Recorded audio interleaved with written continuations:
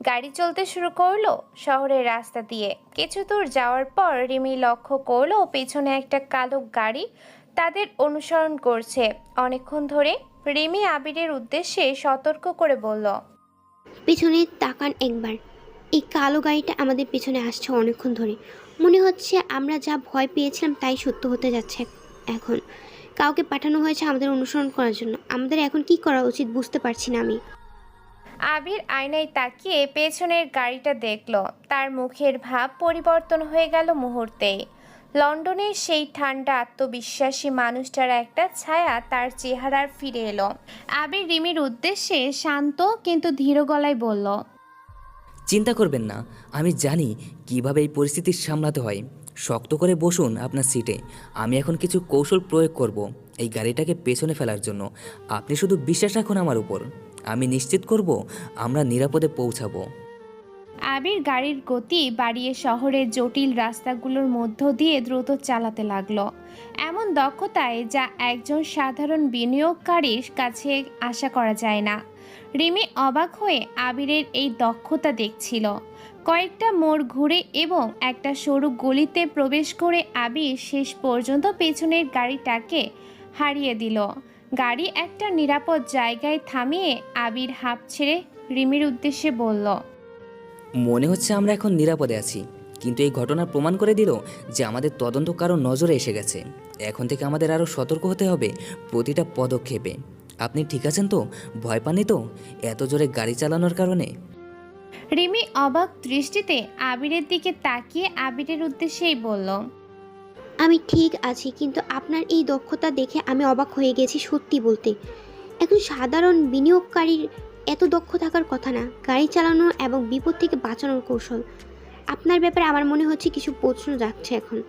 আপনি আসলে কে এবং কেন এই শহরে এসেছেন সেটা নিয়ে আমার সন্দেহ এখনো হচ্ছে। আবির বুঝতে পারল তার সাবধানতার অভাবে একটা ভুল হয়ে গেছে। সে নিজেকে সামলে নিয়ে রিমির উদ্দেশ্যে বলল, আমার ছোটবেলার পরিস্থিতি আমাকে এই ধরনের দক্ষতা শিখতে বাধ্য করেছিল। যখন আমার বাবাকে হত্যা করা হয়েছিল, তারপর থেকে আমার পরিবার অনেক সতর্কতার সাথে চলাফেরা করছে। বিদেশে গিয়ে নিজের সুরক্ষার জন্য অনেক কিছু শিখতে হয়েছে আমাকে। এটাই হলো আমার এই দক্ষতার পেছনের কারণ। আশা করি এটা আপনার সন্দেহ দূর করবে। আমি আপনার থেকে কিছু গোপন করছি না। রিমি কিছুক্ষণ আবিরের চোখে চোখ রেখে তাকিয়ে রইল। তার ব্যাপারটা মেনে নেওয়ার চেষ্টা করলো মনে মনে, কিন্তু ভেতরে একটা ক্ষতি থেকে গেল তার। তবুও বর্তমান পরিস্থিতির গুরুত্ব বুঝে রিমি আবিরের উদ্দেশ্যে বলল, ঠিক আছে, আমি বিশ্বাস করছি আপনাকে এই মুহূর্তে। আমাদের এখন বাড়ি ফিরতে হবে নিরাপদে, কিন্তু আমি মনে করি আমাদের এই তদন্ত আরও কারো গোপনীয়তার সাথে চালিয়ে যেতে হবে এখন থেকে। প্রকাশ্যে কোনো জায়গায় গিয়ে এই বিষয়ে কথা বলা ঠিক হবে না আর। আমাদের একটা নিরাপত্তা পথ খুঁজে বের করতে হবে যোগাযোগ রাখার জন্য। আবির মাথা নেড়ে সম্মতি দিয়ে রিমিকে তার বাড়ির কাছাকাছি নামিয়ে দিল। রিমি গাড়ি থেকে নামার আগে আবিরের উদ্দেশ্যে বলল, ধন্যবাদ আমাকে বাঁচানোর জন্য। যাই হোক না কেন, আপনার ব্যাপারে আজ আপনি সত্যি আমার পাশে ছিলেন বিপদের মুহূর্তে। এটা আমি ভুলব না। আশা করি আমাদের এই যৌথ অনুসন্ধান শীঘ্রই সত্যের কাছে পৌঁছাবে। পরে যোগাযোগ করব আপনার সাথে নিরাপদের মাধ্যমে। রিমি চলে যাওয়ার পর আবির গাড়িতে বসে দীর্ঘশ্বাস ফেলল। তার মনের ভেতর একটা অপরাধবোধ আর দ্বন্দ্ব কাজ করছিল। একদিকে তার লক্ষ্য, অন্যদিকে এই মেয়েটার প্রতি তৈরি হওয়া একটি গভীর অনুভূতি যা প্রতিদিন আরও শক্তিশালী হয়ে উঠেছে। সে জানে না এই পথের শেষে কি অপেক্ষা করছে তার জন্য, কিন্তু এটা নিশ্চিত যে এখন আর পেছনে ফেরার কোনো রাস্তা নেই তার সামনে। পরের দিন সকাল। শহরের আকাশ আজ একটু পরিষ্কার। রাতের বৃষ্টির পর বাতাসে একটা সতেজতা, কিন্তু এই সতেজতা আবিরের মনে কোনো প্রভাব ফেলতে পারল না। কারণ গতকালের ঘটনার পর থেকে তার মাথায় হাজার রকম চিন্তা ঘুরপাক খাচ্ছে। সকাল সকাল বিষ্ণু আবিরের রুমে এসে দেখলেন আবির জানালার পাশে বসে আছে চুপচাপ। সামনে এক কাপ চা ঠান্ডা হয়ে গেছে স্পর্শ না করার কারণে। বিষ্ণু আবিরের পাশে বসে আবিরের উদ্দেশ্যে বললেন, কি হয়েছে তোমার? এত সকালে এভাবে চুপচাপ বসে আছো কেন? রাতে ঘুম হয়নি মনে হচ্ছে তোমার চেহারা দেখে। গতকালকে ঘটনার কথা ভাবছো নাকি? সেই গাড়ি অনুসরণ করার বিষয়টা তোমাকে এখনো চিন্তিত করছে দেখছি। আমাকে খুলে বলো কি ঘটেছিল ঠিকঠাক। আমি শুধু সংক্ষেপে শুনেছি গতকাল রাতে। আবির চায়ের কাপটা হাতে নিয়ে কিন্তু না খেয়ে বিষ্ণুর উদ্দেশ্যে বলল, চাচা, গতকাল লাইব্রেরিতে আমরা একটা নথি পেয়েছিলাম যেখানে আমার বাবার নাম উল্লেখ আছে রিমির বাবার ব্যবসায়িক অংশীদার হিসেবে। এটা শুনে আমি অনেক অবাক হয়েছিলাম, কারণ এর মানে হলো আমার বাবা এবং রিমির বাবা দুজনেই একই কোম্পানিতে কাজ করতেন, যা সরকারের জন্য বিশেষ সাইবার সিকিউরিটি সিস্টেম তৈরি করত। এবং তারপরে সেখান থেকে বেরিয়ে আসার সময় কেউ আমাদের অনুসরণ করছিল। ভাগ্যিস আমি গাড়ি চালিয়ে তাদের পেছনে ফেলে দিতে পেরেছিলাম, কিন্তু এই ঘটনার পর রিমি আমার ব্যাপারে সন্দেহ করতে শুরু করেছে। আমার গাড়ি চালানোর দক্ষতা দেখে তার মনে প্রশ্ন জেগেছে আমি আসলে কে। বিষ্ণু গভীর মনোযোগে শুনলেন এবং চিন্তিত মুখে আবিরের উদ্দেশ্যে বললেন, এই তথ্য অনেক গুরুত্বপূর্ণ একটা আবিষ্কার আমাদের জন্য। যদি তোমার বাবা এবং মেহরাব সাহেব দুজনই একসাথে কাজ করতেন, তাহলে নিশ্চয়ই তারা দুজনই তৃতীয় ব্লাড কোডের ব্যাপারে জানতেন। হতে পারে তারাই দুজনে মিলে এই সিস্টেমটা তৈরি করেছিলেন, যা 3টা ব্লাড কোড দিয়ে নিয়ন্ত্রিত হয়।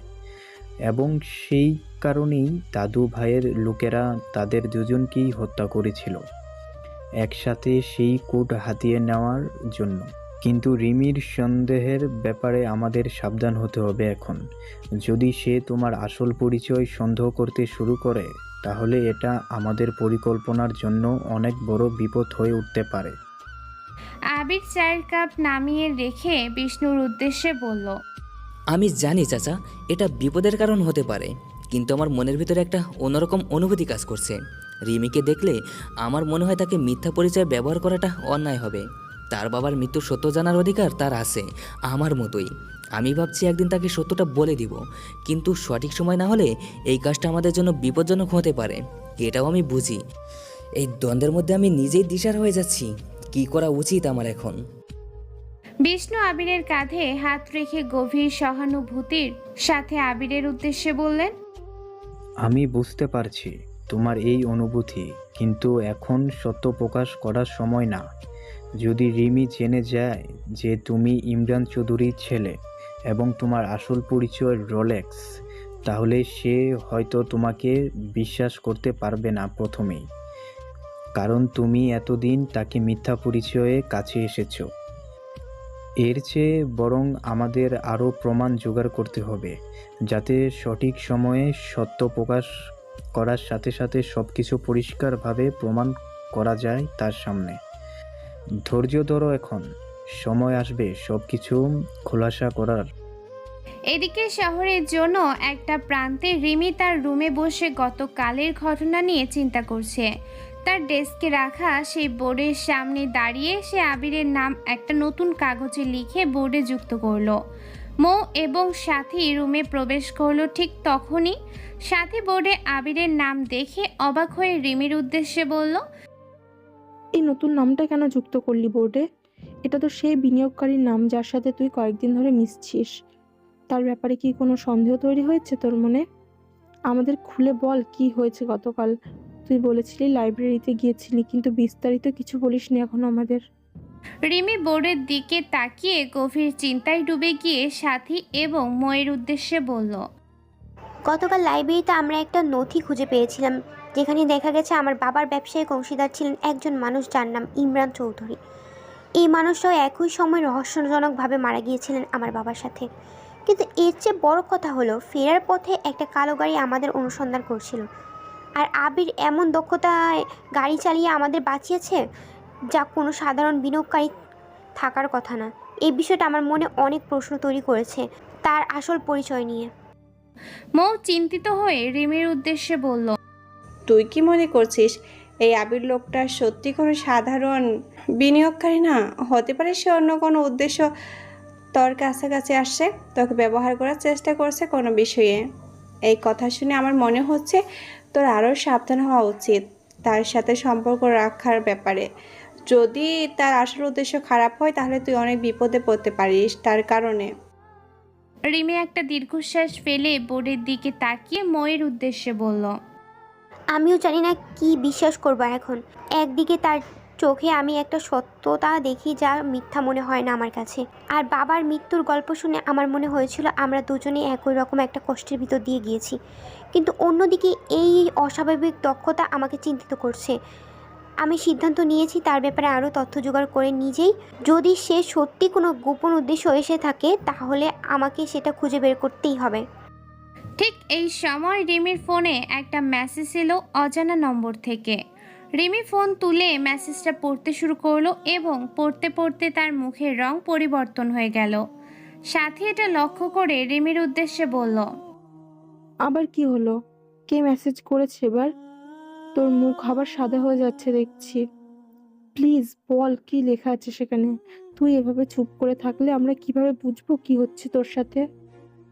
রিমি ফোনটা মৌ এবং সাথীর দিকে এগিয়ে দিয়ে কাপা গলায় তাদের উদ্দেশ্যে বলল, এখানে লেখা আছে আমার বিনিয়োগকারীর বন্ধুর ব্যাপারে আরও জানতে চাইলে আমাকে শহরের পুরনো স্টেশনে আসতে হবে আজ সন্ধ্যায়।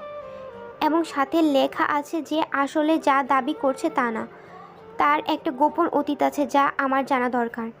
এই অজানা মানুষ আবার কি জানে আবিরের ব্যাপারে? এটা কি সত্যি কোনো সত্য তথ্য নাকি আমাকে বিভ্রান্ত করার একটা চক্রান্ত? আমি বুঝতে পারছি না। মৌ ফোনটা পরে চিন্তিত হয়ে রিমির উদ্দেশ্যে বলল, এই অজানা মানুষ তো এর আগেও তোকে দাদু ভাইয়ের ব্যাপারে তথ্য দিয়েছিল, এবার আবিরের ব্যাপারে কিছু বলতে চাইছে। এটা কি কোনো যোগসূত্র থাকতে পারে দুটা বিষয়ের মাঝে? তুই কি যাবি আজ সন্ধ্যায় সেই রেল স্টেশনে? এটা তো আগের মতোই ঝুঁকিপূর্ণ একটা ব্যাপার হবে। আবার আমাদের আরও সতর্কতার সাথে এগোতে হবে এবার। রিমি দৃঢ় সংকল্প নিয়ে মৌ এবং সাথীর উদ্দেশ্যে বলল, আমি যাবই, কারণ এই সত্য জানা আমার জন্য অনেক জরুরি হয়ে গিয়েছে এখন। যদি আবির সত্যিই কিছু গোপন করছে আমার কাছে থাকে তাহলে আমাকে সেটা জানতেই হবে। কিন্তু এবার আমি আরও সতর্ক থাকবো। তোরা দুজনে আমার সাথে থাকবি, কিন্তু এবার আরও কাছে থাকবি। কোনো ঝুঁকি নেওয়ার সুযোগ আমি নিতে চাই না এবার। সন্ধ্যা নামাতেই রিমি তার বান্ধবীদের সাথে শহরের পুরনো রেল স্টেশনের দিকে রওনা দিল। জায়গাটা অনেক বছর ধরে পরিত্যক্ত, শুধু পুরনো ট্রেনের কামরা আর ভাঙা প্ল্যাটফর্ম পড়ে আছে সেখানে। রিমি স্টেশনের ভেতরে প্রবেশ করলো সতর্ক পায়ে। অন্ধকারে কিছু একটা নড়াচড়া দেখে রিমি থেমে গিয়ে চিৎকার করে বলল, কে আছে সেখানে? সামনে আসুন। আমি জানি আপনি আমাকে আবিরের ব্যাপারে কিছু বলতে চান। প্লিজ এবার আমাকে সরাসরি সত্যটা বলুন। আমি আর কোনো রহস্যের খেলা সহ্য করতে পারছি না এই মুহূর্তে। অন্ধকার থেকে সেই পরিচিত পরিবর্তিত কণ্ঠস্বর রিমির উদ্দেশ্যে বলল, তুমি যাকে বিশ্বাস করছো সে পরিচয় তোমার কাছে এসেছে। তার সত্য নয়, তার আসল নাম আবির হাসান, কিন্তু সে একজন বিনিয়োগকারী না। ডার্ক ওয়েব তার একটা পরিচয় আছে যা সে গোপন রেখেছে সবার কাছ থেকে। তার বাবা ইমরান চৌধুরী ছিলেন এই শহরের সবচেয়ে শক্তিশালী হ্যাকার কিং, এবং তোমার বাবা তার সাথে একসাথে কাজ করতেন। তোমার বাবার মৃত্যুর পেছনে যে রহস্য আছে তার সাথে আবিরের পরিবারও জড়িত আছে গভীরভাবে। রিমি এই কথা শুনে স্তব্ধ হয়ে গেল। তার পায়ের নিচের জমিন যেন কেঁপে উঠল এই মুহূর্তে। রিমি কাপা গলায় অন্ধকারের উদ্দেশ্যে বলল, এটা কিভাবে সম্ভব? আবির তো আমাকে বলেছিল তার বাবাকেও হত্যা করা হয়েছিল ঠিক আমার বাবারই মতো। যদি তার বাবা সত্যিই হ্যাকার কিং হয়ে থাকেন তাহলে সে কেন এই পরিচয় গোপন রেখেছে আমার কাছ থেকে? আর তার আসল উদ্দেশ্য কি এই শহরে ফিরে আসার? আরও বলুন প্লিজ, আমি সম্পূর্ণ সত্যটা জানতে চাই এখন এই মুহূর্তে। কিন্তু অন্ধকার থেকে কোনো উত্তর এলো না। একটা দরজা বন্ধ হওয়ার শব্দ শোনা গেল দূরে। রিমি সেদিকে দৌড়ে গেল, কিন্তু কাউকে খুঁজে পেল না। শুধু একটা ছবি পড়েছিল মেঝেতে। রিমি ছবিটা তুলে নিয়ে দেখলো সেখান থেকে একটা যুবকের ছবি, যার মুখ আবিরের সাথে অনেকটাই মিলে যায়। কিন্তু ছবির নিচে দেখা একটা নাম, রিল্যাক্স। রিমির হাত কাঁপতে লাগলো এই নাম দেখে, কারণ এই নাম সে আগে শুনেছিল শহরের ডার্ক ওয়েবের গুজবে। একজন রহস্যময় শক্তিশালী হ্যাকারের নাম হিসেবে, যাকে কেউ কখনো সরাসরি দেখেনি। মৌ এবং সাথী দৌড়ে এসে রিমির পাশে দাঁড়ালো।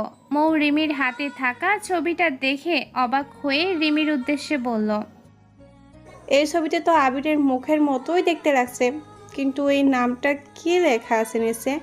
রোলেক্স? এই নামটা আমিও শুনেছি কোথাও। এটা কি সত্যি আবির নাকি অন্য কেউ যার চেহারা মিলে যায় তার সাথে? এটা অনেক জটিল হয়ে যাচ্ছে রে রিমি। আমাদের এখন কি করা উচিত বুঝতে পারছি না আমি। রিমির ছবিটা বুকের কাছে চেপে ধরে কাপা গলায় মৌ এবং সাথীর উদ্দেশ্যে বলল, আমাকে সত্যটা জানতেই হবে এখন। আবির সত্যি এই রোলেক্স হয় এবং তার পরিবার আমার বাবার মৃত্যুর সাথে জড়িত থাকে, তাহলে আমি তাকে কখনই ক্ষমা করব না। কিন্তু আমাকে প্রথমে নিশ্চিত হতে হবে এই সত্য তথ্য কিনা। আমি কাল সরাসরি তার মুখোমুখি হব এবং সত্যটা জানতে চাইব তার কাছ থেকে। আর কোনো রহস্য বা গোপনীয়তা সহ্য করব না আমি এই বিষয়ে। রাতের আকাশে চাঁদ ঢাকা পড়ে গেছে মেঘের আড়ালে। শহরের দুই প্রান্তে দুজন মানুষ একই রহস্যের ভেতরে নিজেদের খুঁজে পাচ্ছে, কিন্তু এখন তাদের মাঝে একটা নতুন দেয়াল তৈরি হতে চলেছে, যা ভাঙতে পারবে কিনা সেটা সময় বলে দিবে। রাতটা রিমির জন্য ঘুমহীন কেটেছে। বারবার সেই ছবিটার কথা মনে পড়েছে তার। রোলেক্স নামটা মাথায় ঘুরপাক খেয়েছে সারা রাত। সকাল হতেই রিমি সিদ্ধান্ত নিল আজই আবিরের মুখোমুখি হবে এবং সরাসরি সত্যটা জানতে চাইবে। সে আবিরকে ফোন করে শহরের একটা শান্ত পার্কে দেখা করতে বলল, যেখানে মানুষের আনাগোনা কম এবং তারা নিরিবিলিতে কথা বলতে পারবে। বিকেলে পার্কে পৌঁছে রিমি একটা বেঞ্চে বসে অপেক্ষা করতে লাগলো। কিছুক্ষণ পর আবির এসে পৌঁছালো, তার মুখে একটা স্বাভাবিক হাসি, কিন্তু রিমির গম্ভীর মুখ থেকে সেই হাসি মিলিয়ে গেল মুহূর্তে। আবির বেঞ্চের পাশে বসে রিমির উদ্দেশ্যে বলল, আপনার ফোনের গলা শুনেই বুঝতে পেরেছিলাম কিছু একটা সমস্যা হয়েছে। আপনার মুখ দেখে এখন আরও নিশ্চিত হলাম। কি হয়েছে বলুন আমাকে। আপনাকে এত চিন্তিত দেখে আমার ভেতরেও একটা অস্থিরতা তৈরি হচ্ছে। আমি যদি কোনোভাবে সাহায্য করতে পারি তাহলে নির্দ্বিধায় বলুন। রিমি ব্যাগ থেকে সেই ছবিটা বের করে আবিরের সামনে ধরে আবিরের উদ্দেশ্যে বলল, এই ছবিটা দেখুন প্রথমে, তারপর আমাকে বলুন এই মানুষটা কে। কারণ আমার চোখে এই মুহূর্তে আপনার মুখ একদম মনে হচ্ছে। আর নিচে লেখা নামটা পড়ুন, রোলেক্স। এই নাম আমি শুনেছি ডার্ক ওয়েবের গুজবের অনেক আগেই, একজন রহস্যময় শক্তিশালী হ্যাকারের নাম হিসেবে। আমাকে সত্যটা বলুন আবির, আপনি আসলে কে এবং কেন এই শহরে এসেছেন? প্রকৃত উদ্দেশ্য কি আপনার? আবির ছবিটা দেখে স্তব্ধ হয়ে গেল। কিছুক্ষণের জন্য তার মুখের ভাব পরিবর্তিত হতে লাগলো ধীরে ধীরে। ভেতরে একটা যুদ্ধ চলছিল তার। সত্য বলবে নাকি মিথ্যা বলে আরেকবার সময় কিনে নেবে। কিন্তু রিমির চোখে তাকিয়ে সে বুঝতে পারলো এই মেয়েটাকে আর মিথ্যা বলা সম্ভব না তার পক্ষে। আবির একটা দীর্ঘশ্বাস ফেলে রিমির উদ্দেশ্যে বলল, আমি জানতাম এই দিনটা একদিন আসবে যখন আমাকে সত্যটা বলতে হবে আপনাকে। হ্যাঁ, এই ছবিতে যাকে দেখছেন সেটা আমি।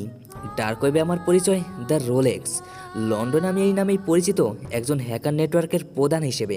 কিন্তু আমি আপনাকে কথা দিচ্ছি, যা বলেছিলাম আমার বাবার ব্যাপারে তার সব কিছু সত্য ছিল। তিনি সত্যিই এই শহরের সবচেয়ে শক্তিশালী হ্যাকার কিং ছিলেন এবং তাকে হত্যা করা হয়েছিল আমার চোখের সামনে। আমি তখন মাত্র 15 বছর একটা ছেলে। রিমি উঠে দাঁড়িয়ে কয়েক পা পিছনে গিয়ে আবিরের উদ্দেশ্যে রাগী এবং কষ্টের গলায় বলল, আপনি এতদিন আমাকে মিথ্যা পরিচয়ের কাছে এসেছেন, আমার সাথে বন্ধুত্ব করেছেন, আমার বাবার মৃত্যুর ব্যাপারে সমব্যথিত হয়ে আমার কাছাকাছি এসেছেন। তো আসলে আপনি অন্য কোনো উদ্দেশ্য আমার সাথে এই সম্পর্ক তৈরি করেছেন, তাই না? আমাকে বলুন এখনই আপনার আসল উদ্দেশ্য কি। আমার সাথে এই বন্ধুত্বের পিছনে আমাকে ব্যবহার করছেন আপনি কোনো এক পরিকল্পনার জন্য, তাই না? আবির উঠে দাঁড়িয়ে রিমির দিকে এগিয়ে গিয়ে কিন্তু রিমি পিছিয়ে গেল তার থেকে দূরত্ব বজায় রেখে। আবির অসহায় গলায় রিমির উদ্দেশ্যে বলল, আমি জানি আপনার এই রাগ এবং কষ্ট সম্পূর্ণ যুক্তিসম্পন্ন। প্রথমে আমি সত্যি আপনার কাছে এসেছিলাম একটা কারণে। আমি জানতে পেরেছিলাম আপনার বাবা এবং আমার বাবা একসাথে একটা প্রজেক্ট সম্পর্কে কাজ করতেন, যা 3টা ব্লাড কোড দিয়ে নিয়ন্ত্রণ একটা মাস্টার সিস্টেম। এবং আমি ভেবেছিলাম আপনার মাধ্যমে আমি সেই 3য় ব্লাড কোডের সূত্র পেতে পারি, যা আমার বাবার হত্যাকারীদের খুঁজে বের করতে সাহায্য করবে আমাকে। কিন্তু সময়ের সাথে সাথে আমার ভেতরে যা তৈরি হয়েছে তা শুধু একটা মিশনের অংশ না। আমি সত্যি আপনার প্রতি একটা অনুভূতি অনুভব করতে শুরু করেছি, যা আমি নিজেও আশা করিনি। রিমি এই কথা শুনে আরো রেগে গিয়ে আবিরের উদ্দেশ্যে বলল, তাহলে আপনি আমাকে শুধু একটা হাতিয়ার মনে করেছেন প্রথম থেকে। আমার বাবার মৃত্যুকে ব্যবহার করে আমার কাছে আসার সুযোগ নিয়েছেন আপনি। এটা কতটা নিচু একটা কাজ বুঝতে পারছেন আপনি? আমি বাবার পুরো জীবন নিয়ে সত্যিটা খুঁজছি, আর আপনি সেই সত্যটাকে ব্যবহার করে নিজের স্বার্থ পূরণ করার চেষ্টা করছেন। আমি এখন কিভাবে বিশ্বাস করবো আপনার এই কথিত অনুভূতি সত্য হতে পারে? এটাও আপনার আরেকটা চাল আমাকে নিয়ন্ত্রণ রাখার জন্য। আবির হতাশ হয়ে রিমির উদ্দেশ্যে বলল, আমি জানি এই মুহূর্তে আমার কোনো কথাই আপনার কাছে বিশ্বাসযোগ্য মনে হবে না, কিন্তু আমি আপনাকে সত্য বলছি। আমার বাবার মৃত্যুর প্রতিশোধ নেওয়াটা আমার জীবনের একমাত্র লক্ষ্য ছিল এতদিন, কিন্তু আপনার সাথে সময় কাটাতে কাটাতে আমি বুঝতে পেরেছি প্রতিশোধের চেয়েও গুরুত্বপূর্ণ কিছু আছে এই জীবনে। আপনার সাহস, আপনার দক্ষতা এবং অন্যায়ের বিরুদ্ধে দাঁড়ানোর আপনার এই দৃঢ়তা আমাকে মুগ্ধ করেছে গভীরভাবে। এটা কোনো অভিনয় না, আমি সত্যি অনুভব করি এই কথাগুলো আপনার জন্য। রিমি চোখে জল নিয়ে আবিরের উদ্দেশ্যে বলল, আমার বিশ্বাস করতে ইচ্ছে করছে আপনার এই কথা, কিন্তু আমার মনে এখন অনেক প্রশ্ন আর সন্দেহ। আপনি যদি সত্যি বাবার মৃত্যু সত্য খুঁজেন, তাহলে আপনি কি জানেন কে আমার বাবাকে হত্যা করেছে? আপনার পরিবার বা আপনার পরিচিত কেউ এর সাথে জড়িত আছে কিনা সেটা বলুন আমাকে এখনই। আমি আর কোনো অর্ধেক সত্য শুনতে চাই না, সম্পূর্ণ সত্যটা চাই আমি এখন। আবির একটু থেমে রিমির দিকে সরাসরি তাকিয়ে রিমির উদ্দেশ্যে বলল, আমি এখনও সম্পূর্ণ সত্যটা জানি না, কিন্তু আমি বিশ্বাস করি দাদুভাই নামের মানুষটাই এর পেছনে আছে, যার ছেলে সুজন তালুকদার। তার পরিবারই আমার বাবা এবং আপনার বাবা দুজনকে হত্যা করেছিল তৃতীয় ব্ল্যাক কোডের জন্য। আমি ইচ্ছাকৃতভাবে সুজনের সাথে বন্ধুত্ব তৈরি করেছি তার পরিবারের কাছাকাছি পৌঁছানোর জন্য, যাতে আমি ভেতর থেকে তথ্য সংগ্রহ করতে পারি এবং সঠিক সময়ে আমার বাবার প্রতিশোধ নিতে পারি। এটাই হলো আমার পুরো পরিকল্পনা। আমি আপনার কাছ থেকে কখনো গোপন করতে চাইনি, কিন্তু সময় আসার আগে বলতেও পারিনি। রিমি এই কথা শুনে বেঞ্চে বসে পড়ল। তার শরীর কাঁপছিল আবেগে। সে আবিরের উদ্দেশ্যে কাপা গলায় বলল, তাহলে আমরা দুজনই একই শত্রুর বিরুদ্ধে লড়াই করছি এতদিন ধরে, কিন্তু একে অপরের থেকে গোপন রেখে। এটা ভাবতেই আমার কষ্ট হচ্ছে। আমরা একসাথে কাজ করতে পারতাম আরও শক্তিশালীভাবে যদি প্রথম থেকে সব কিছু খোলাখুলি বলতাম একে অপরকে। কিন্তু এখন আমার মনে একটা প্রশ্ন জাগছে, আপনি সত্যি আমাকে বিশ্বাস করেন নাকি এখনও আমাকে শুধু একটা হাতিয়ার মনে করছেন আপনার লক্ষ্য পূরণের জন্য? আবির রিমির পাশে বসে তার হাত ধরার চেষ্টা করলো, কিন্তু রিমি হাত সরিয়ে নিল। আবির হতাশ হয়ে রিমির উদ্দেশ্যে বলল, আমি আপনাকে সম্পূর্ণভাবে বিশ্বাস করি এখন, এবং আমি চাই আমরা একসাথেই সত্যের সমাধান খুঁজে বের করি। আপনার রাগ এবং অভিমান আমি বুঝতে পারছি। আমি আপনার জায়গা থাকলেও একই রকম অনুভব করতাম, কিন্তু আমি অনুরোধ করছি আমাকে একটা সুযোগ দিন প্রমাণ করার জন্য যে আমার অনুভূতি সত্যি। আমরা একসাথে দাদুভাইয়ের বিরুদ্ধে লড়াই করতে পারি। আমাদের দুজনের শক্তি একসাথে হলে আমরা অনেক বেশি কার্যকরী হব এই লড়াইয়ে। রিমি কিছুক্ষণ চুপ করে রইল। তার মনের ভেতর একটা যুদ্ধ চলছিল, রাগ এবং বিশ্বাসের মধ্যে দ্বন্দ্ব। অবশেষে রিমি আবিরের উদ্দেশ্যে বলল, আমার এখন সময় লাগবে এই বিষয়টা মেনে নিতে এবং আপনাকে আবার বিশ্বাস করতে, কিন্তু আমি একটা বিষয় নিশ্চিত, আমাদের শত্রু একই, আর সেই শত্রুর বিরুদ্ধে লড়াই করতে হলে আমাদের একই সাথে কাজ করতে হবে। তবে এখন থেকে আর কোনো গোপনীয়তা থাকবে না আমাদের মাঝে। প্রতিটা পরিকল্পনা, প্রতিটা তথ্য আমরা এক অপরের সাথে শেয়ার করব। এটাই হবে আমার সত্য এই সহযোগিতার জন্য। যদি আপনি আবার আমার কাছে কোনো গোপন করেন, তাহলে এই সম্পর্কে এখানে শেষ হয়ে যাবে চিরতরে। আবির স্বস্তি অনুভব করে রিমির উদ্দেশ্যে বলল, আমি কথা দিচ্ছি আর কোনো গোপনীয়তা থাকবে না আমাদের মাঝে। আমরা এখন থেকে একসাথেই যুদ্ধ লড়ব। আমার বিষ্ণু চাচার সাথেও আপনাকে পরিচয় করিয়ে দিতে চাই। তিনি আমার বাবার সবচেয়ে বিশ্বস্ত মানুষ ছিলেন এবং এখনও আমার সাথেই আছেন। তার কাছে অনেক তথ্য আছে যা আমাদের এই লড়াইয়ের সাহায্য করবে। আমরা তিনজন মিলে একটা পরিকল্পনা তৈরি করতে পারি দাদুভাইয়ের বিরুদ্ধে। ঠিক এই সময় রিমির ফোন বেজে উঠল। স্ক্রিনে তার মায়ের নাম দেখে রিমি ফোন রিসিভ করলো। ওপাশ থেকে নাইমা বেগমের উদ্বিগ্ন গলা শোনা গেল। নাইমা বেগম রিমির উদ্দেশ্যে বললেন, রিমি, তুই কোথায় আছিস এখন? তাড়াতাড়ি বাড়ি আস। কিছু অপরিচিত মানুষ আমাদের বাড়ির আশেপাশে ঘোরাঘুরি করছে কিছুক্ষণ আগে থেকে। আমার ভয় হচ্ছে অনেক। তুই দ্রুত চলে আয় প্লিজ। আমি একা ভয় পাচ্ছি এখানে। রিমি ফোন শুনে আতঙ্কিত হয়ে উঠে দাঁড়ালো। আবির রিমির মুখের ভাব দেখে চিন্তিত হয়ে রিমির উদ্দেশ্যে বলল, কি হয়েছে? আপনার মায়ের গলায় কি শুনলেন? এমন চিন্তিত?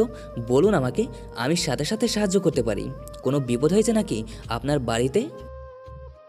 রিমি ফোন কেটে আবিরের উদ্দেশ্যে দ্রুত বলল, আমার মা বলেছেন অপরিচিত কিছু মানুষ আমাদের বাড়ির আশেপাশে ঘোরাঘুরি করছে। আমার ভয় হচ্ছে এটা দাদু ভাইয়ের লোক হতে পারে। তারা বুঝে গেছে আমি তাদের ব্যাপারে তদন্ত করছি। আমাকে এখনই বাড়ি যেতে হবে। আপনি কি আমার সাথে আসতে পারবেন? আমার এই মুহূর্তে একা যাওয়া ঠিক হবে না মনে হচ্ছে। আবির তাড়াতাড়ি উঠে দাঁড়িয়ে রিমির উদ্দেশ্যে বলল, নিশ্চয়ই, আমি সাথে যাব। চলুন এখনই রওনা দিই। আমি আমার গাড়িতে করে আপনাকে নিয়ে যাচ্ছি সবচেয়ে দ্রুত রাস্তা দিয়ে। আপনার মা এবং পরিবারের নিরাপত্তার জন্য আমরা যা যা করতে হয় সব করব। চলুন দেরি না করে। দুজনে দ্রুত গাড়িতে উঠে রিমির বাড়ির দিকে রওনা দিল। গাড়িতে বসে রিমির মনে একটা নতুন উদ্বেগ আর সাথে আবিরের প্রতি একটা জটিল অনুভূতি কাজ করছিল। বিশ্বাস এবং সন্দেহের মাঝে দোলাচল। কিন্তু এই মুহূর্তেই তার পরিবারের নিরাপত্তাই সবচেয়ে বড় চিন্তা তার মনে। গাড়ি দ্রুত এগিয়ে চলল শহরের রাস্তা দিয়ে এবং দুজনেই মনের একটা অজানা ভয় কাজ করছিল। কি অপেক্ষা করছে তাদের জন্য রিমির বাড়িতে? গাড়ি ছুটে চলল রিমির বাড়ির দিকে। দ্রুত গতিতে পৌঁছে দেখা গেল বাড়ির আশেপাশে কালো পোশাকের কয়েকজন লোক ঘুরছে সন্দেহজনকভাবে। রিমি এবং আবির গাড়ি থেকে নেমে দ্রুত ভেতরে গেল। নাইমা বেগম দরজায় দাঁড়িয়ে অপেক্ষা করছিলেন। রিমিকে দেখে দৌড়ে এসে জড়িয়ে ধরলেন। নাইমা বেগম কাপা গলায় রিমির উদ্দেশ্যে বললেন, রিমি মা, তুই ঠিক আছিস তো? ওই লোকগুলো এখনো বাড়ির আশেপাশে আছে। আমি জানালা দিয়ে দেখছি তারা আমাদের বাড়ির দিকেই তাকিয়েছিল অনেকক্ষণ। আমার মনে হচ্ছে তারা কোনো খারাপ উদ্দেশ্যে এসেছে এখানে। তুই বল আমার কি হচ্ছে এসব? কেন আমাদের পেছনে এই মানুষগুলো লেগেছে এখন? রিমি মাকে শান্ত করে নাইমা বেগমের উদ্দেশ্যে বলল, মা, তুমি ভেতরে যাও এখন। আমি দেখছি বিষয়টা, চিন্তা করো না বেশি। আমি আর আবির মিলে একটা সামলে নেব। তুমি শুধু দরজা বন্ধ করে ভেতরে থাকো যতক্ষণ না আমি বলি বাইরে আসার জন্য। কোনো অবস্থাতে বাইরে আসবে না তুমি এখন। নাইমা বেগম ভেতরে চলে গেলেন, কিন্তু তার চোখে দুশ্চিন্তা স্পষ্ট। আবির বাইরের পরিস্থিতি পর্যবেক্ষণ করে রিমির উদ্দেশ্যে বলল, আমি এই লোকগুলোকে চিনি। এদের চলাফেরা দেখে বোঝা যাচ্ছে এরা পেশাদার দাদুভাইয়ের লোক হওয়ার সম্ভাবনা অনেক বেশি। আমাদের এখনই বিষ্ণু চাচাকে ফোন করতে হবে অতিরিক্ত সাহায্যের জন্য। একা আমাদের পক্ষে এতজনকে সামলানো কঠিন হবে। আপনি ভেতরে গিয়ে আপনার মাকে নিয়ে নিরাপদ একটা জায়গায় থাকুন। আমি বাইরে দেখছি কি করা যায়। রিমি ধীরতার সাথে আবিরের উদ্দেশ্যে বলল, না, আমি ভেতরে গিয়ে বসে থাকবো না। এটা আমার বাড়ি, আমার পরিবার। আমি লড়াই করব আপনার সাথে কাঁধে কাঁধ মিলিয়ে। আমার কাছেও কিছু আত্মরক্ষার কৌশল আছে যা আমি শিখেছি এই কয়েক বছরের রাস্তায় লড়াই থেকে। আপনি ফোন করুন বিশু চাচাকে। আমি একদিন দেখেছি এই লোকগুলো কী চায় সরাসরি। আবির দ্রুত ফোন করলো বিষ্ণুকে। ফোন ধরতে আবির বিষ্ণুর উদ্দেশ্যে বলল, চাচা, রিমির বাড়ির আশেপাশে দাদুভাইয়ের লোক মনে হচ্ছে। এমন কিছু মানুষ ঘুরছে। পরিস্থিতি খারাপের দিকে যেতে পারে। আপনি দ্রুত আমাদের কিছু লোক পাঠান এখানে সাহায্যের জন্য। ঠিকানা মেসেজ করছি আপনাকে এখনই। দেরি করলে বিপদ বাড়তে পারে। বিষ্ণু তৎক্ষণাৎ আবিরের উদ্দেশ্যে বললেন, আমি এখনই লোক পাঠাচ্ছি। তুমি সাবধানে থাকো, কোনো ঝুঁকি নিও না। অপ্রয়োজনে আমরা পৌঁছানোর আগে যতটা সম্ভব নিরাপদ থাকার চেষ্টা করো। রিমি এবং তার পরিবারকে রক্ষা করা এখন আমাদের প্রথম অগ্রাধিকার। আমি 10 মিনিটের মধ্যে লোক পাঠিয়ে দিচ্ছি সেখানে। ফোন রেখে আবির রিমির দিকে তাকালো। ঠিক তখনই বাইরে থেকে একটা গাড়ির শব্দ শোনা গেল, আর কয়েকজন লোক সরাসরি বাড়ির দিকে এগিয়ে আসতে লাগলো অস্ত্র হাতে। আবির রিমির উদ্দেশ্যে দ্রুত বলল, ওরা এগিয়ে আসছে। এখন আমাদের প্রস্তুত হতে হবে। এই মুহূর্তে ভেতরে চলুন। দরজা বন্ধ করে যতক্ষণ সম্ভব ওদের আটকে রাখতে হবে। বিষ্ণু চাচার লোক এসে পৌঁছানো পর্যন্ত আমাদের টিকে থাকতে হবে এখানে। রিমি এবং আবির দ্রুত ভেতরে গিয়ে দরজা বন্ধ করলো।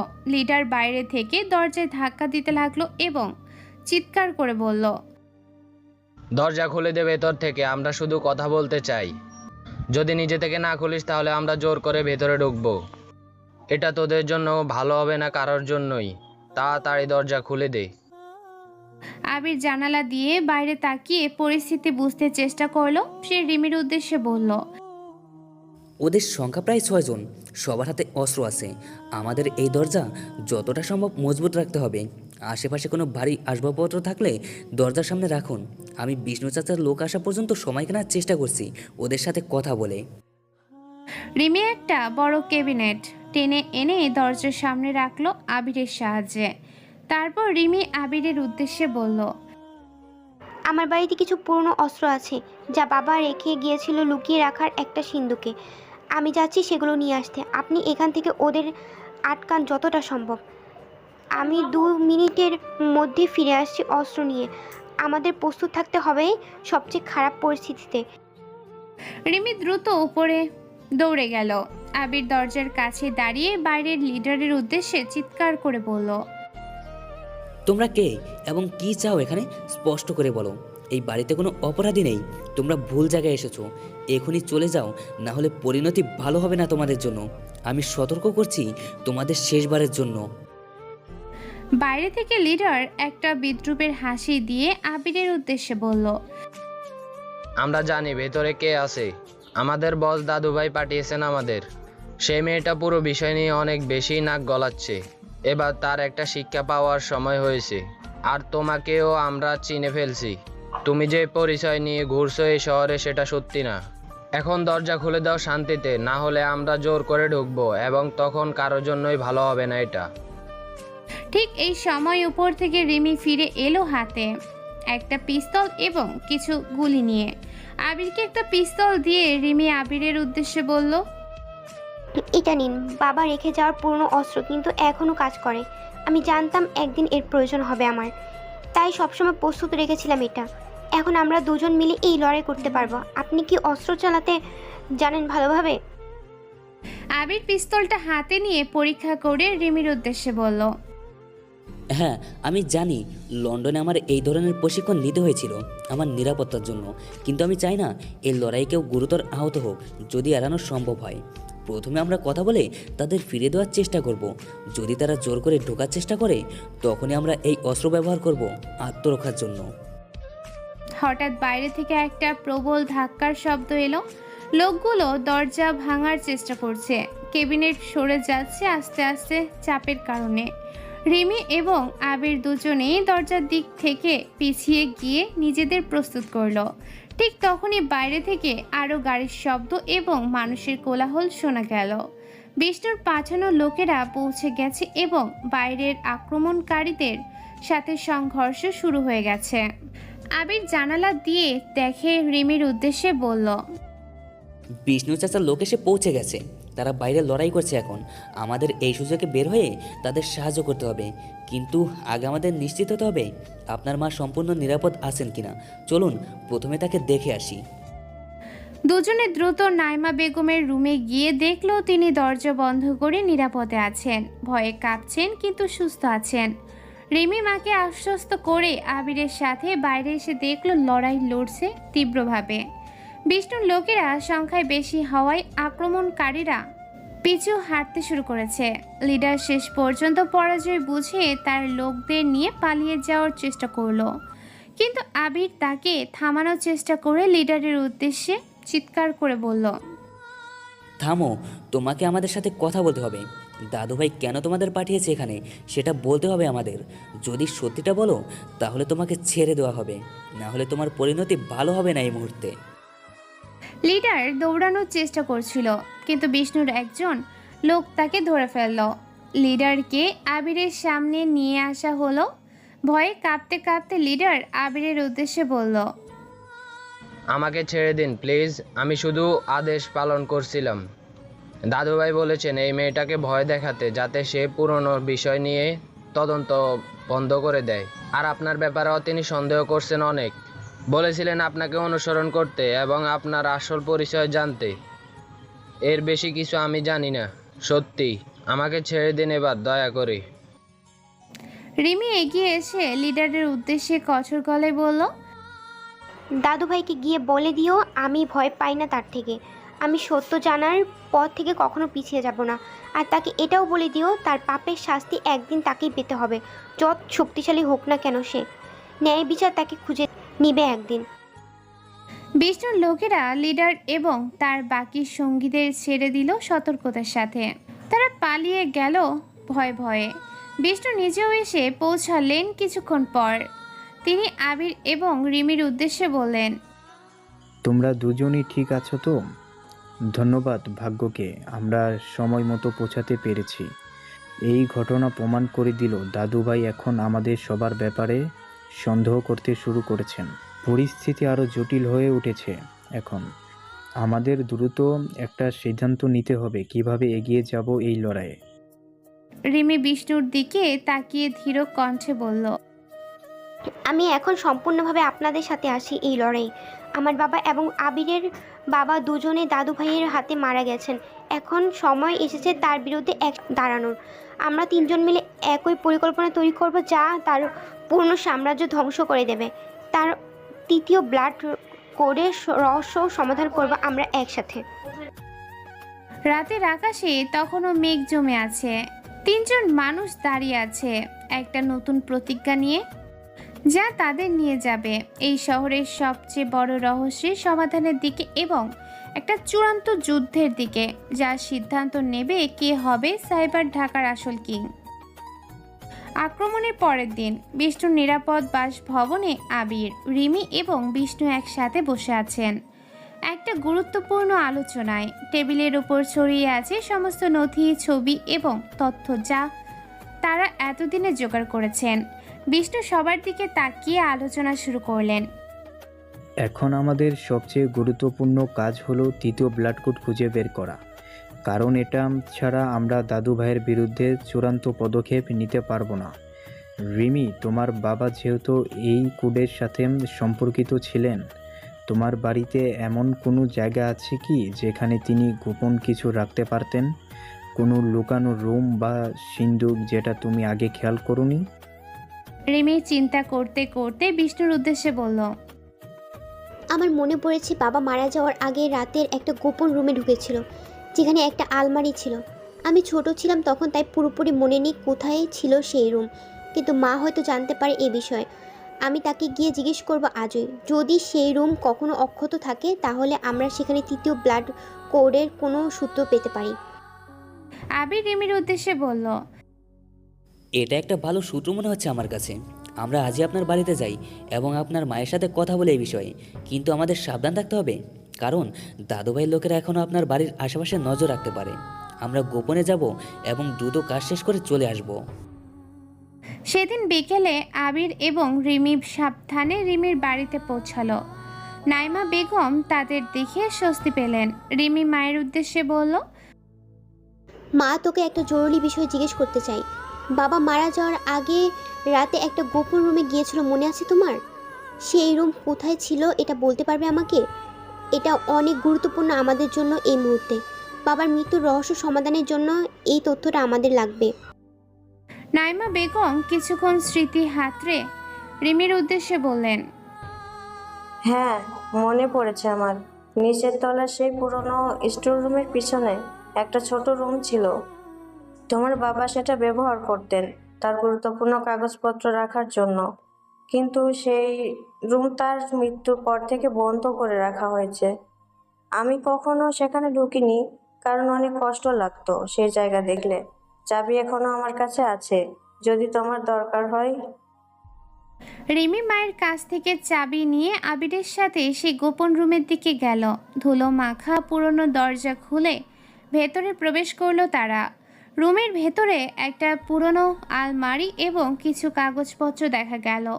আবির আলমারি খুলে ভেতরে দেখে রিমির উদ্দেশ্যে বলল, এখানে অনেক পুরনো ফাইল আছে, দেখুন এই ফাইল আপনার বাবার হাতে লেখা।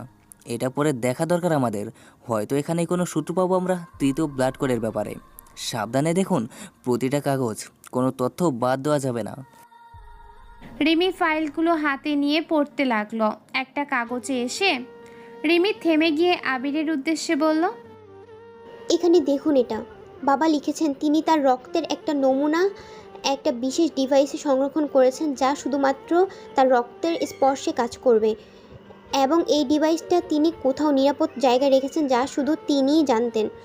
কিন্তু এখানে একটা সংকেত লেখা আছে, যেখানে আমার মেয়ের প্রথম পদচিহ্ন পড়েছিল। এটা কি বোঝাতে চেয়েছেন বাবা? বুঝতে পারছি না আমি কি ঠিকভাবে। আবির এই সংকেত নিয়ে চিন্তা করতে করতে রিমির উদ্দেশ্যে বলল, এটা হয়তো কোনো নির্দিষ্ট জায়গার ইঙ্গিত দিচ্ছে।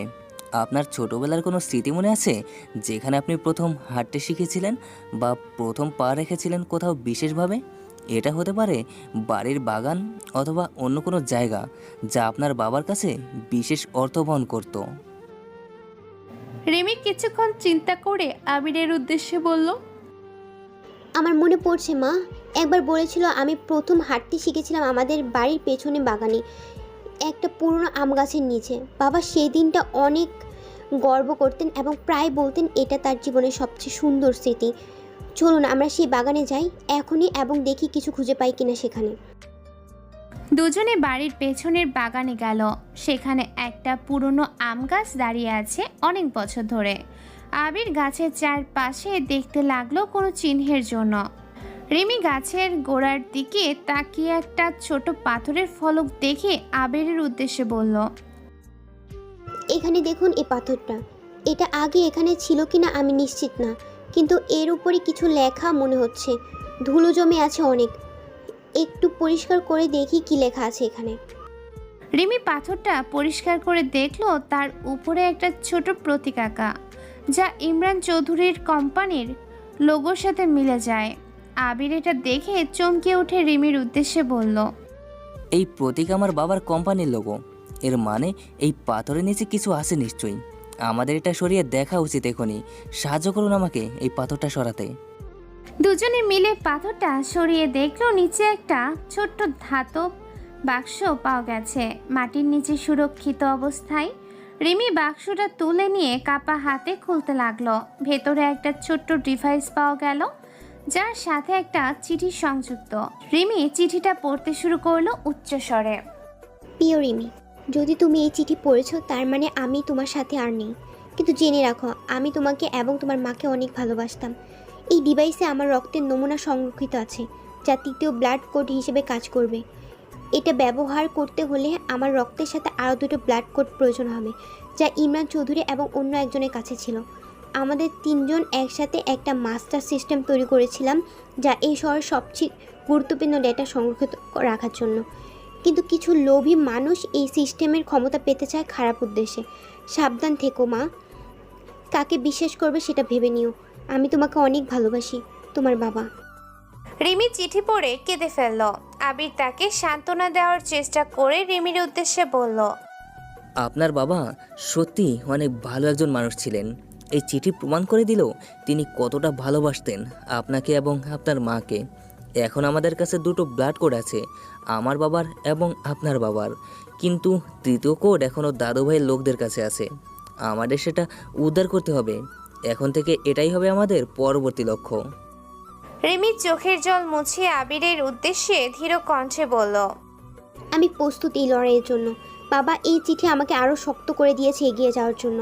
আমরা এখনই বিশু চাচার কাছে ফিরে যাই এবং তাকে জানাই আমরা কি খুঁজে পেয়েছি। এখন আমাদের একটা চূড়ান্ত পরিকল্পনা তৈরি করতে হবে দাদু ভাইয়ের কাছ থেকে তৃতীয় কোড উদ্ধার করার জন্য এবং তার সাম্রাজ্য ধ্বংস করার জন্য। দুজনে দ্রুত ডিভাইসটা এবং চিঠি নিয়ে বিষ্ণুর বাসায় ফিরে গেল। বিষ্ণু সব শুনে এবং দেখে গভীর সন্তুষ্টি প্রকাশ করে আবির এবং রিমির উদ্দেশ্যে বললেন, এটা অনেক বড় একটা অগ্রগিত আমাদের জন্য। এখন আমাদের কাছে দুটো ব্লাড কোড আছে, কিন্তু তৃতীয়টা দাদু ভাইয়ের কাছে আছে, এটা আমরা জানি। আমাদের একটা সাহসী পরিকল্পনা করতে হবে তার অফিসে অনুপ্রবেশ করে সেই কোড উদ্ধার করার জন্য। কিন্তু এটা অনেক ঝুঁকিপূর্ণ হবে। আমাদের প্রতিটা বিবরণ নিখুঁতভাবে পরিকল্পনা করতে হবে এই অভিযানের জন্য। এদিকে দাদু ভাইয়ের অফিসে রিনা খান এবং রুদিলা চৌধুরী উদ্বিগ্ন হয়ে দাদুর ভাইয়ের সামনের রিপোর্ট দিচ্ছেন। রিনা খান দাদু ভাইয়ের উদ্দেশ্যে বললেন, স্যার আমাদের পাঠানো লোকেরা ব্যর্থ হয়েছে গতকাল রাতে। কেউ একজন তাদের প্রতিশোধ করছে অনেক সংগঠিতভাবে। এর মানে এই বিনিয়োগকারী এবং এই রিমি দুজনেই এখন একসাথে কাজ করছে আমাদের বিরুদ্ধে, এবং তাদের পেছনে আরও শক্তিশালী একটা নেটওয়ার্ক আছে যা আমরা এখনো পুরোপুরি বুঝতে পারিনি। আমাদের আরও সতর্ক হতে হবে এখন থেকে।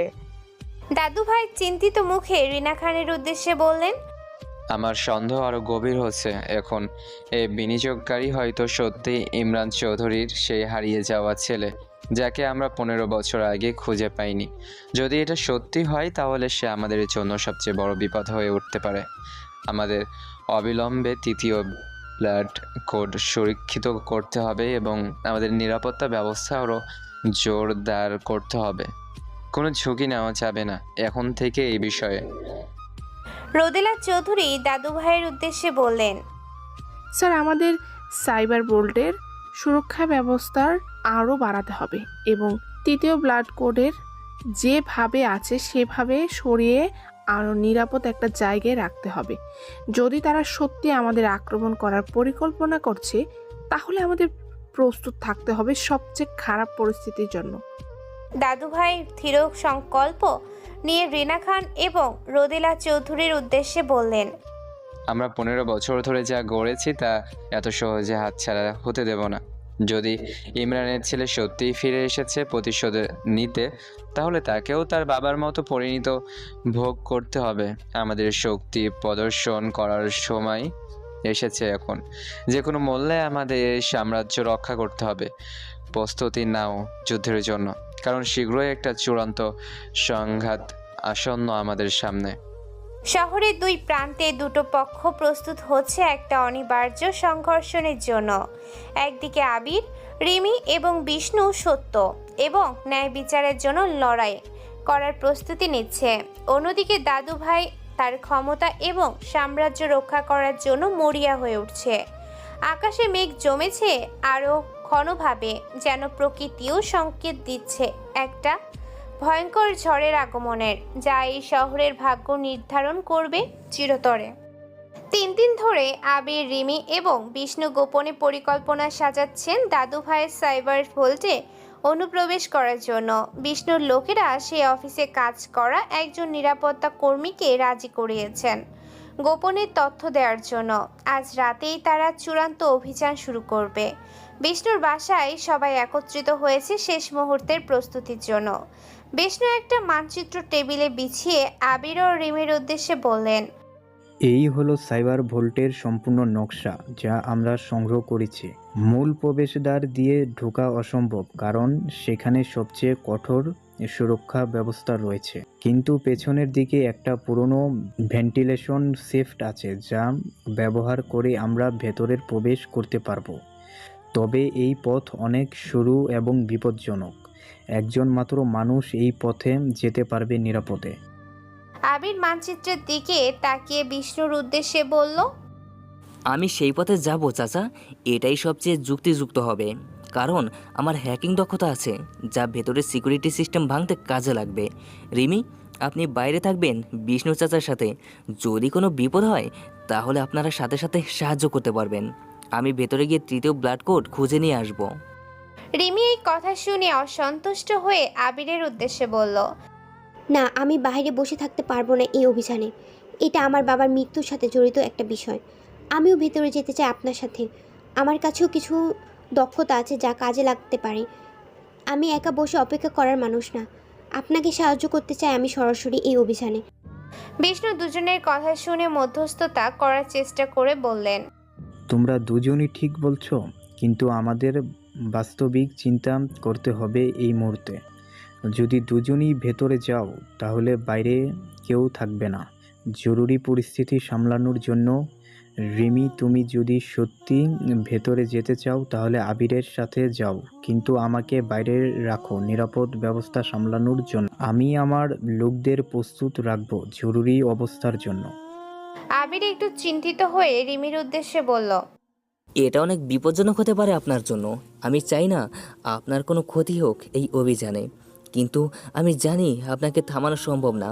ঠিক আছে, আপনি আমার সাথে আসুন। কিন্তু আমার প্রতিটা নির্দেশ মেনে চলতে হবে আপনাকে। কোনো ঝুঁকি নেওয়া যাবে না। আমাদের লক্ষ্য শুধু তৃতীয় ব্লাড কোড উদ্ধার করা। কোনো অতিরিক্ত সংঘাতে জড়ানো যাবে না। রাত গভীর হলে আবির এবং রিমি কালো পোশাক পরে সাইবার ভোল্টের পেছনের দিকে পৌঁছালো। সেই ভেন্টিলেশন স্যাফট খুঁজে পেয়ে তারা সাবধানে ভেতরে প্রবেশ করলো। সরু পথ দিয়ে হামাগুড়ি দিয়ে এগিয়ে যেতে যেতে আবির রিমির উদ্দেশ্যে নিচু স্বরে বলল, সাবধানে এগিয়ে যান, কোনো শব্দ করা যাবে না। আমার পেছনে থাকুন এবং আমি যেদিকে যাই সেদিকেই অনুসরণ করুন। কিছুক্ষণের মধ্যে আমরা মূল সার্ভার রুমের কাছাকাছি পৌঁছে যাব। সেখানেই সবচেয়ে বেশি সতর্কতার প্রয়োজন হবে আমাদের জন্য। কিছুক্ষণ এগিয়ে গিয়ে তারা একটা ভ্যান্টের নিচে পৌঁছালো, যেখানে থেকে নিচে সার্ভার রুম দেখা যাচ্ছে। আবির ভ্যান্ট খুলে সাবধানে নিচে নামলো। রিমিও তার পেছনে নামলো। ভেতরে প্রবেশ করে তারা দেখলো একটা বিশাল রুম, যেখানে অনেক সার্ভার রাখা আছে এবং একটা বিশেষ সিন্দুক দেখা যাচ্ছে দূরে। আবির রিমির উদ্দেশ্যে ইশারা করে বলল, ওই সিন্ধুকেই হয়তো তৃতীয় ব্লাড কোড রাখা আছে, কিন্তু এখানে নিশ্চয়ই অনেক সুরক্ষা ব্যবস্থা থাকবে। আমাকে প্রথমে সিকিউরিটি সিস্টেম হ্যাক করতে হবে। আপনি এখানে দাঁড়িয়ে পাহারা দিন। কেউ আসলে সাথে সাথে আমাকে জানাবেন। আমি দ্রুত কাজ শেষ করার চেষ্টা করছি। আবির তার ল্যাপটপ বের করে সার্ভারের সাথে সংযুক্ত করলো এবং দ্রুত কোড টাইপ করতে শুরু করলো। তার আঙুল চলছিল অবিশ্বাস্য দ্রুততায়, যা দেখে রিমি অবাক হয়ে গেল। কয়েক মিনিটের মধ্যে আবির সিকিউরিটি সিস্টেম ভেঙে ফেললো এবং সিন্ধুকের লক খুলে গেল। কিন্তু ঠিক তখনই একটা অ্যালার্ম বেজে উঠল, যা বুঝিয়ে দিল তাদের উপস্থিতি ধরা পড়ে গেছে। রিমি আতঙ্কিত হয়ে আবিরের উদ্দেশ্যে বলল, অ্যালবাম বেজে উঠেছে, এখন তারা জানতে পারবে আমরা এখানে আছি। আমাদের দ্রুত কাজ শেষ করে বের হতে হবে। প্লিজ তাড়াতাড়ি করুন, আমার মনে হচ্ছে কেউ এদিকে আসছে এখনই।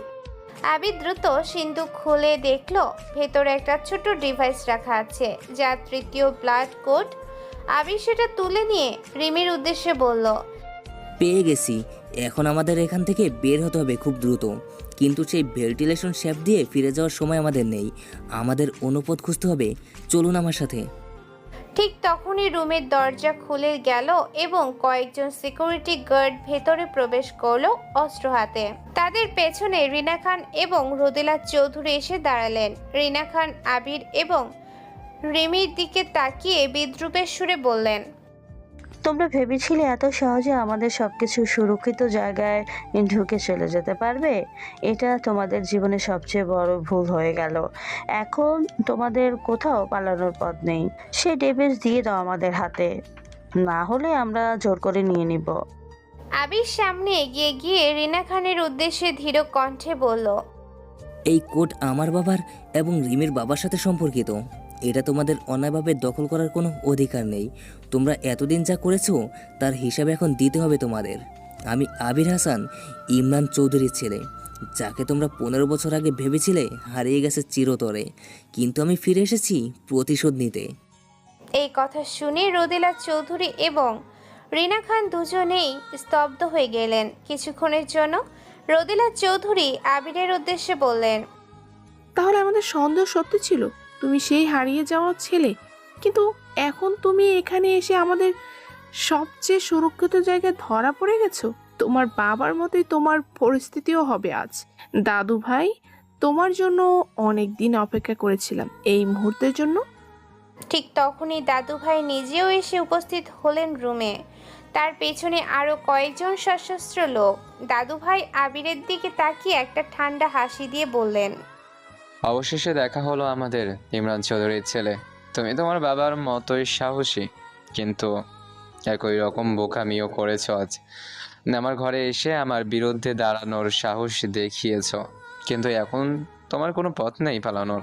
তোমার বাবাকে যেভাবে শেষ করেছিলাম 15 বছর আগে, ঠিক সেভাবেই তোমাকেও শেষ করব আজ এখানে।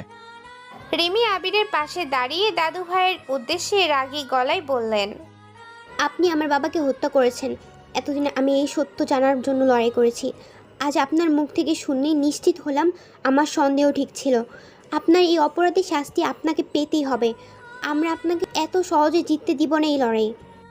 দাদু ভাই রিমির দিকে তাকিয়ে নির্দয় হাসি দিয়ে বললেন, হ্যাঁ, তোমার বাবাকেও আমিই হত্যা করেছিলাম তৃতীয় ব্লাড কোডের জন্য, কিন্তু সে শেষ পর্যন্ত মুখ খোলেনি। কোথায় রেখেছে সেই কোট?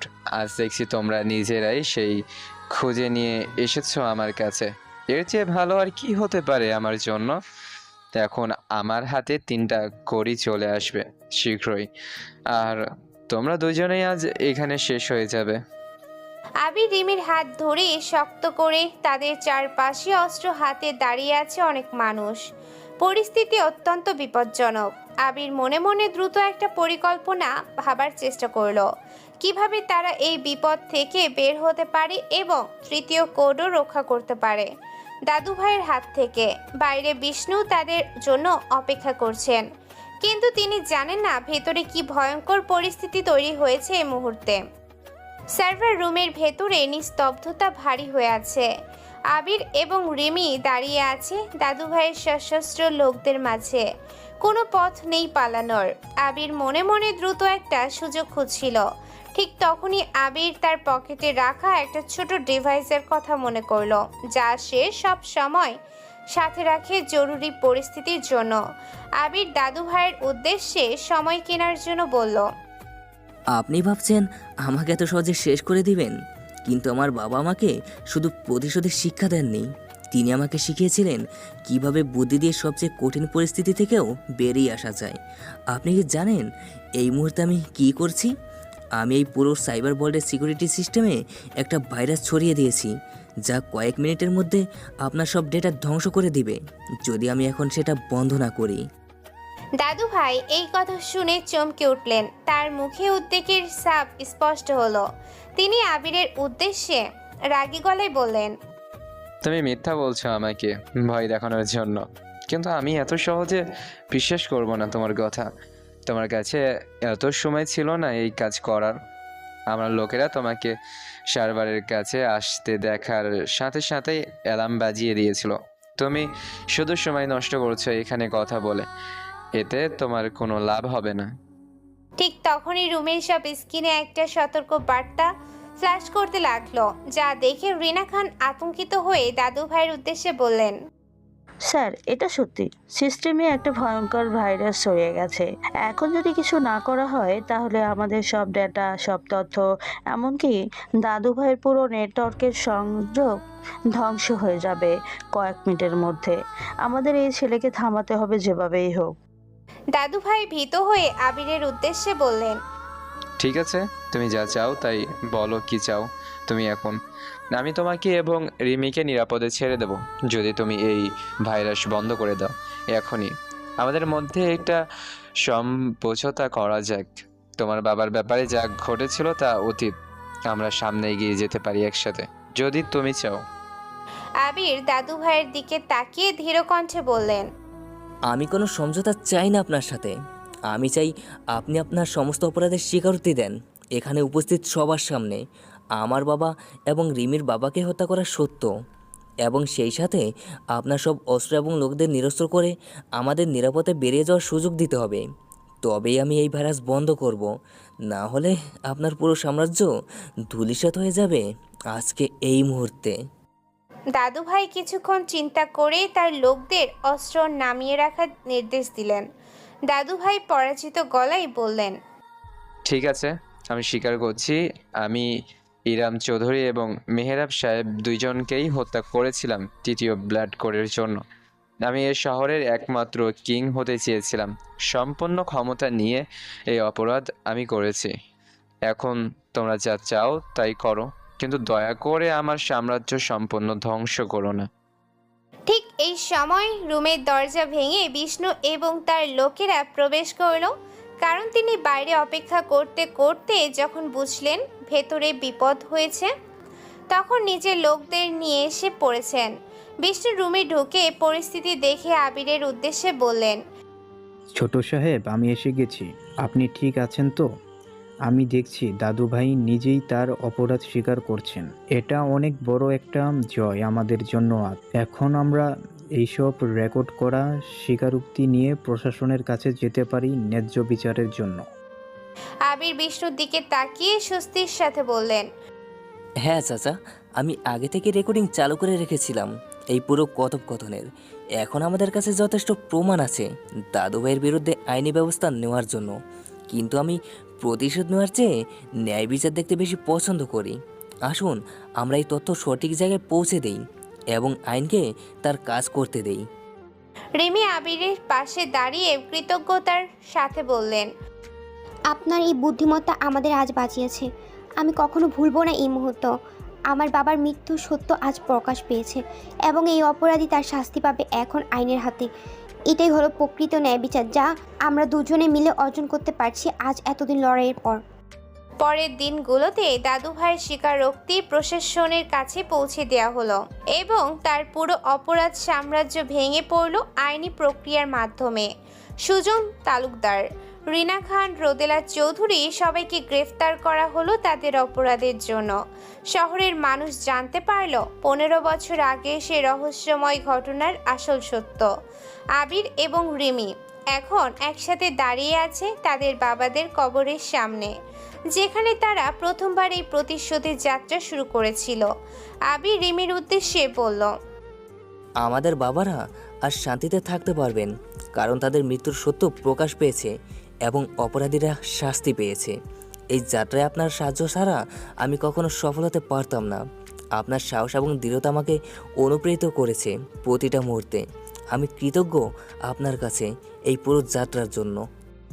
রিমি আবিরের দিকে তাকিয়ে কোমল হাসি দিয়ে বললেন, আমরা দুজনে একে অপরের শক্তি হয়ে উঠেছি এই কঠিন সময়ে।